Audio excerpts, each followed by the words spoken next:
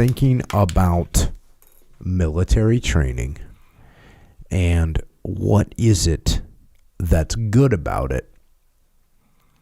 And then I realized one of the things that's good about military training is the same thing that's good about sports.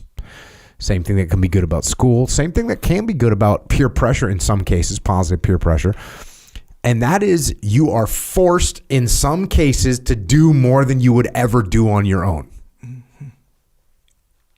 So what makes me think about this, you think a 20-year-old, 18-year-old, a 22-year-old human, they go in the military, they are going to get pushed out of their comfort zone. They're going to do things. And not only that, they're going to, like, if they're overweight, they're going to lose weight. If they're underweight, they're going to gain weight. If those are physical aspects, they're going to learn to pay attention to detail. They're going to have to. So they're going to have to do these things. It's the same thing with sports, right? You're doing 2-a-days in football. You're going to get pushed. You wouldn't be doing, let's face it. And I used to say this about MMA fighters. There's like 2 different levels, right?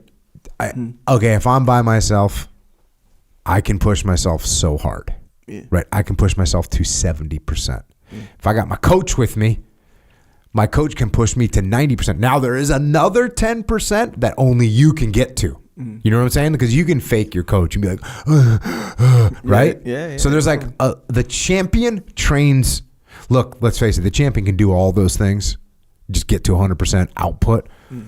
But a normal human, they can get to 70%. Their coach can get them to 90%. And then they can dig out another 4%. If they're a champion, they can dig out all of it.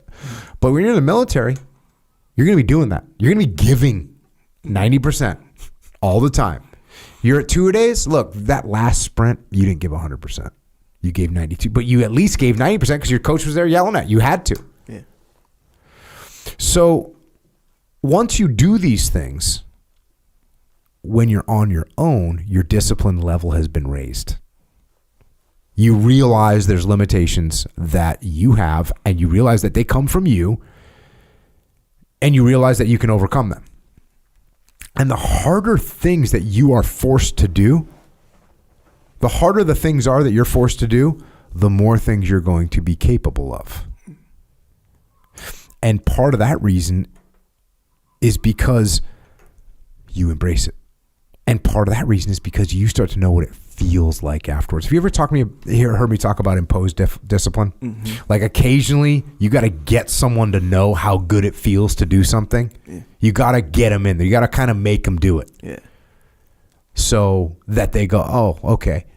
That I feel good when I got done with that. Like the first time you get someone to do jiu-jitsu and they're like, oh, that was kind of cool. You had to make them do it, but then they kind of got into it.